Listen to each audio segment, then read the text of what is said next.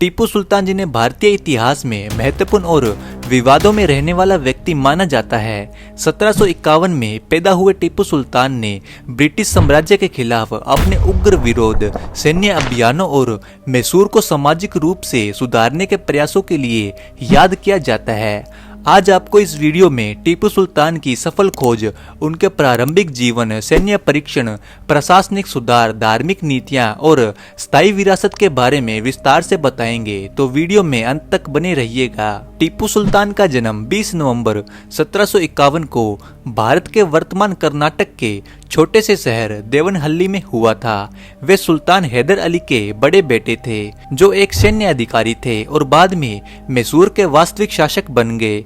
कम उम्र में ही टीपू सुल्तान ने शासन और युद्ध की जटिलताओं को समझा, क्योंकि उनके पिता पड़ोसी राज्यों और यूरोपीय शक्तियों के साथ लगातार युद्ध कर रहे थे। 1782 में उनके पिता की मौत के बाद टीपू एक सुल्तान के रूप में मैसूर की गद्दी पर बैठ गए। यह उनके शासन की शुरुआत थी, जिसमें उन्होंने अंग्रेजों के डर के विरुद्ध अपना सशक्त प्रचार किया। टीपू सुल्तान का शासनकाल उस दौर में आया था जब British east India company Bharat में अपने प्रभाव को बढ़ा रही थी। इस विस्तारवादी नीति ने मैसूर सहित भारतीय उपमहाद्वीप के स्वतंत्र राज्यों के लिए एक महत्वपूर्ण खतरा उत्पन्न कर दिया। ब्रिटिश नीति का विरोध करने के लिए दृढ़ संकल्पित टीपू सुल्तान ने युद्धों और कूटनीतिक चालों की एक श्रृंखला की शुरुआत की। पहला आंग्ल मैसूर युद्ध 1767 में ब्रिटिश ईस्ट इंडिया कंपनी के द्वारा शुरू किया गया था, लेकिन 1769 में मद्रास की संधि के साथ अनिर्णायक रूप से समाप्त हो गया।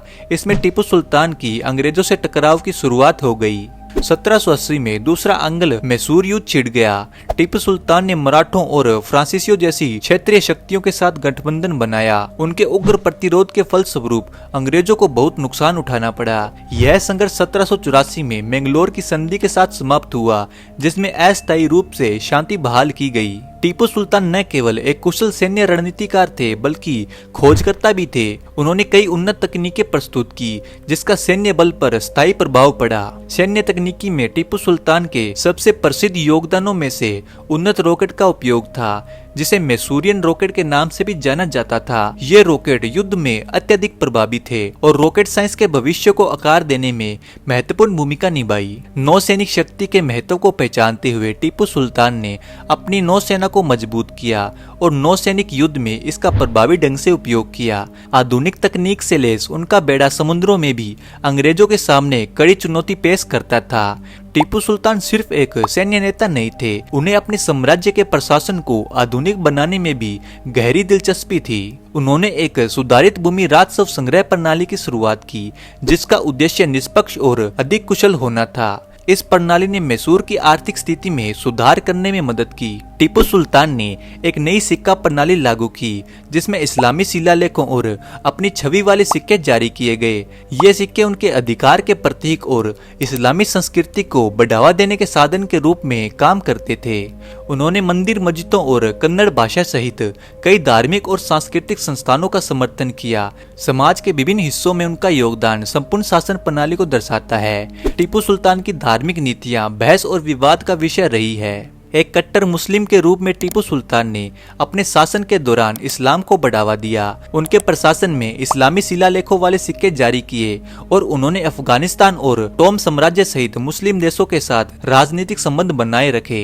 हालांकि हिंदुओं और ईसाइयों जैसे गैर मुस्लिम समुदाय के प्रति उनके व्यवहार की आलोचना हुई है। कुछ ऐतिहासिक विवरण जबरन धर्म परिवर्तन और उत्पीड़न के उदाहरणों का सुझाव देते हैं, जबकि अन्य का तर्क है कि टीपू सुल्तान के कार्य धार्मिक उत्साह से अधिक राजनीतिक विचारों से प्रेरित थे।